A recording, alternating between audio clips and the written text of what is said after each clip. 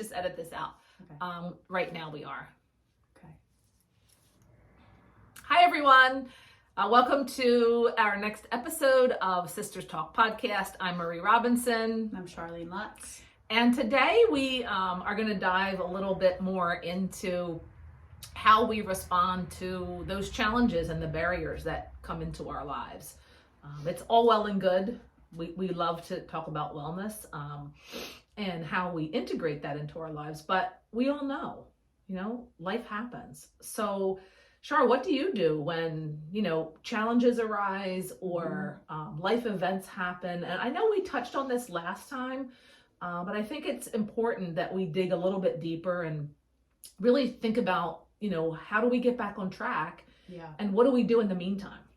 Yeah, I mean, I do think that it comes back to that commitment and the perseverance and sort of that devotion to yourself. It's sort of like, how far are you willing to go? Right? Like, what are you willing to do to make sure that you are in alignment most of the time? And then when the time arises that you're not, because it surely will, like you said, things happen and we all get off kilter, so to speak, from time to time. And what do we do? I think one of the things that I've fallen back on is this idea of a tribe or friends, whatever you want to call it. Connection. Yeah. I mean, it's huge. It has made me realize sort of the things that I need and the things that I can give to others. Sometimes it means reconnecting with someone that you haven't talked to in a while. Oftentimes it means putting up boundaries for those that we maybe do talk to quite often, where you always say the saying so well. I have it in my mind, but the people that we spend the most time with. And we become the average of the people we spend the most time with, the five closest people, right? So choose wisely.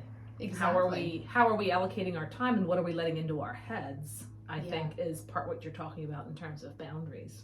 Definitely. Yeah, because not everyone's always in the space that you may need in the moment, right? Sometimes you're feeling like maybe you can give more. Sometimes you're really feeling like you need to receive more. So if I mean, I don't know if everyone has these friends, but a lot of us probably have these friends that are sort of, they're suckers, right? They sort of suck out of you sometimes, receiving more than they're able to give. And as unfortunate as that is, it is a reality. And rather than maybe dismissing these people, if they've been a part of our lives for many years, we have to find those boundaries. So that's definitely something that I'm trying to work actively on, is just sort of connecting with the people that are really part of my tribe at this point in my life. And it's interesting who's come up, because I've reconnected with some old people. I've made some new friendships. So I think that having that support is really, really important. I totally agree. And I think, I definitely have felt the same way. And when you were talking, I was thinking about how in the past, I used to hang a lot on one or two people. Like, this person needs to, or that person needs to fulfill everything that I need. And recognizing, 20 years ago, 25 years ago, that doesn't work. Right. And over the years, I've recognized, just like you're talking about, is that there are different people that can support us in different ways. So like you said, when I'm feeling really centered and really grounded, I'm able to, receive and then give more, maybe. Yeah. Give a little bit more to support someone else, because that's part of our journey too, right? Absolutely. But there are times as well where I'm feeling like I don't have anything to give right now. And who is that person? Like, who am I going to connect with? And sometimes it's just myself. Sometimes I know that my energy is drained and I've gotten off track and I just need time to myself. It might be a walk in the woods. It might have certain songs or videos that I'll watch or listen to, and then maybe, a cardio. Like I just did this last night, honestly. And I normally don't do workouts in the evening, but I was getting off track. I was feeling like, just, needed to reset. Yeah. And I forced myself on the treadmill at like 7:45, which in the past had been my bedtime almost. So I will tell you, it was hard. Like it was a struggle. Yeah.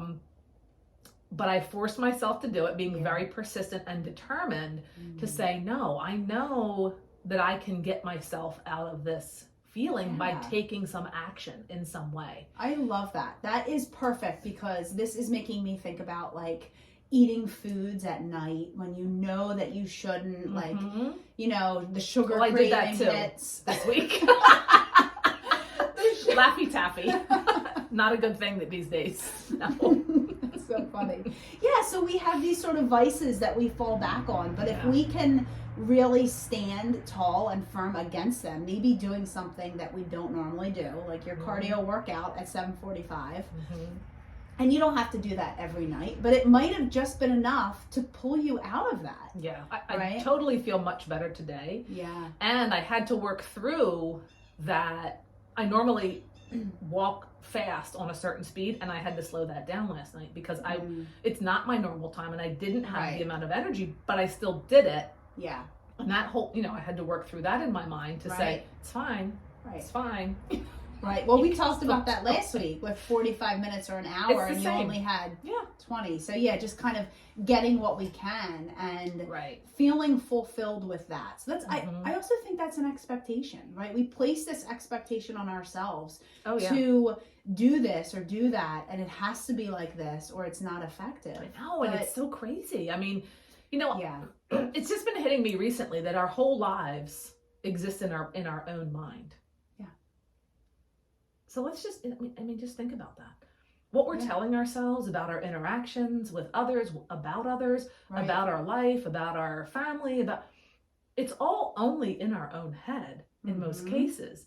So we have the stories we tell ourselves. So that's another piece that when I'm hitting those barriers and feeling those challenges, the stories revert back to old stories that I don't want, or that not that I don't want it, but that are not me anymore. Right. So I think being cautious and recognizing that so that you can, you know. Yeah. Well, and this is taking me right into this morning. So my husband and I were having a conversation, and you know, it's been an ongoing battle with watching football around here. It's very hard to find football, and my husband and my son both love, as you know, football. So we've been having this ongoing dilemma of what service to use and how much does it cost, and on and on and on. So anyway, today it was kind of starting to take off, and my husband was going there with his mindset kind of,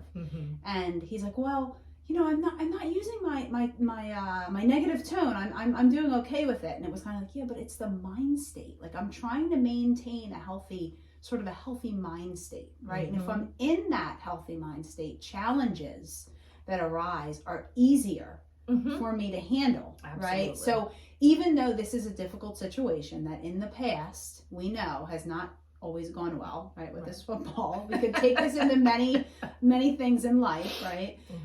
We have to kind of forget about that for a moment and let that go and just be in this moment. And in this moment, I'm going to try to maintain a healthy mind state about this, because if I don't, I'm going to go down that rabbit hole of this story, from the past. This won't work, and you know, that won't work, and it's never gonna, you know, I'm never gonna be able to watch, or you know, So persevering through that and just really keeping that calm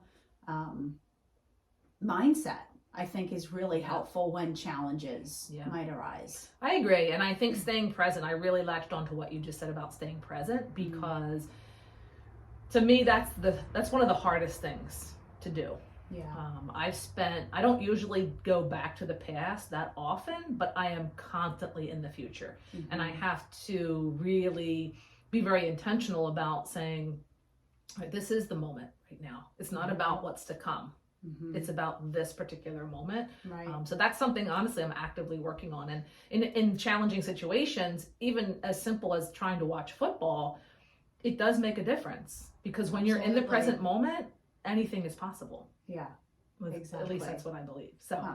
I'm trying. I'm definitely trying. It's all hard. possible. It's always a battle, but you've got to keep persevering with it. And absolutely. yeah, absolutely. Great. All right. So All right. That's it for this week. Hope you enjoyed, and we'll see you next time. Thank you.